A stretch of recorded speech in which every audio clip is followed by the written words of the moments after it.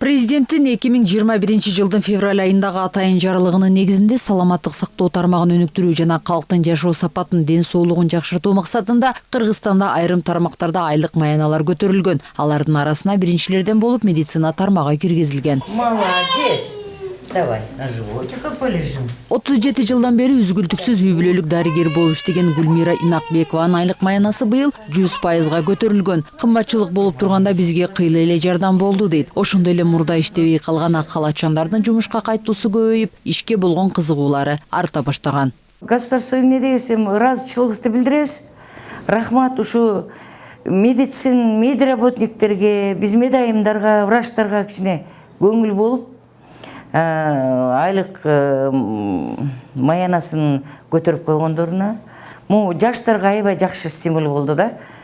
Могу жаштар айлыкка кичине кызыгып, мына уже арт-артынан жумушка последний 2-3 жыл келбей ачканда уже келе башташты. Пандемия учурунда ак халатчандардын аброю көтөрүлүп, эл арасында алардын эмгек акысын көтөрүү демилгеси соц тармактарда байма-бай айтылып турган. Калктын саламаттыгын сактоодо Кыргыз өкмөтү медицина тармагындагы жөнөкөй кызматкерлерден тартып, жогорку дарыгерлерге чейин айлыктарын көтөргөн. Ошондо буга чейин 5000 врачтын айлыгы 5000 ставка болсо, азыркы учурда 7,5 жакындап калды айлыктары.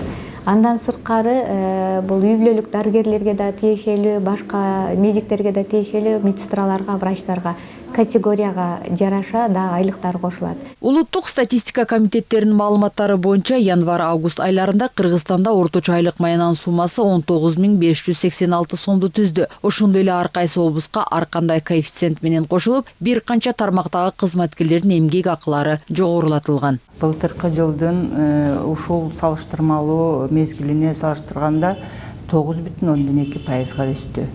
Өсүш курулуш тармагында болду, электроэнергия менен камсыздоо тармагында болду. Ал эми республикалык деңгээлден жогору финансылык ортомчулукта болду. Эң азыраак айлык акы искусство тармагында иштегендердики болду. Ошондой эле саламаттыкты сактоо тармагында иштегендердин айлыгы 12 миңдин тегерегинде болду. Жана ошондой эле азыраак эмгек акы билим берүү тармагында иштегендерде болду. Бул 15 миңдин тегерегиндеги акча. Акыркы жолу социалдык тармагында айлык маяналар 2010 жылы көтөрүлгөн. Быйылкы жылда этабы менен көтөрүлүп отуруп, бир канча тармактарда маяна жогорулаган. Буга чейин пенсия жана жөлөк пулга дагы мүмкүнчүлүгүнө жараша кошулган болчу. Республикалык бюджеттен 21 жылы саламаттык сактоо министрлиги менен ФОМСтун бюджетине 1 миллиард 831 миллион сом кошумча каражат бөлүп бердик. Ал эми 22 жылга республикалык бюджетке 4 миллиард 485 миллион сом каражат каралды.